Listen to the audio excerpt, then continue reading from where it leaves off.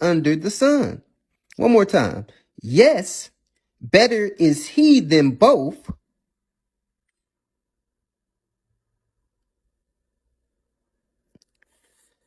Tablets.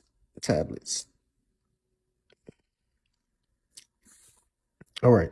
Yes, better is he than both, which have not yet been, who have not seen the evil work that is done under the sun. So he's saying, the best person is the person that ain't even been born yet, because they don't have to deal with the suffering and the things and the wickedness that goes on this planet. Again, I consider all travail in every right work, meaning the things that you think in your heart is good, meaning the volunteering at the soup kitchen and all this stuff, right? That for this a man is envy of his neighbor for the right work. I want y'all to notice that he said the right work. See, a lot of criminals get along with each other. A lot of liars get along with each other. A lot of thieves get along with each other. A lot of petties get along with each other. But listen to what he said. He said, in every right work, that for this a man is envied of his neighbor. This also vanity and vexation of the spirit. So what the brother is saying is, just like it's saying the word, that you can be despised for wisdom. I learned how to shut up because I don't see life like everybody. So even though you might have the best intentions or something like that to help somebody or to help them in that situation, sometimes people will be upset at you for wisdom. It's like you could tell somebody one thing and it could be the correct thing, but depending on who the person is that's telling them the information, they might not want to hear it just because they don't like you. Y'all both said the same thing. Make a right, go up to Kellen Street and then go to McDonald's. Now, he didn't want to hear that coming from you, but when what's the name told him, he went straight up there and did. Why? Because they got the same spirits. They think the same. Y'all don't understand that. That's why, like, you can go to places and you can tell when you out of place.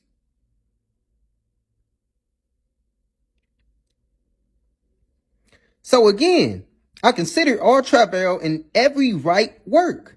Work. Remember, he's saying work. So this is something you're doing. He ain't talking about your prayer time. Right? Faith without works is what? Dead, right? So he's talking about actual work, meaning the things that he's doing that he considers right. A lot of brothers is having a hard time right now because doing what is right and finishing school and pulling your pants all the way up seems to get the condemnation of softness. Doing it the right way, But that's just the time we in. So he says this is also vanity, meaning excessive pride, conceitedness. The fool foldeth his hands together and eateth his own flesh. No. When the scripture says that the fool foldeth his hands together and eateth his own flesh, folding your hands together meaning that he's idle. We all know that a lot of fools are idols. That's why they sit on the same porch for 30, 40 years and drink the same beer. Every day they hustle up for $1.59. This is not a joke at nobody, but fools are idle.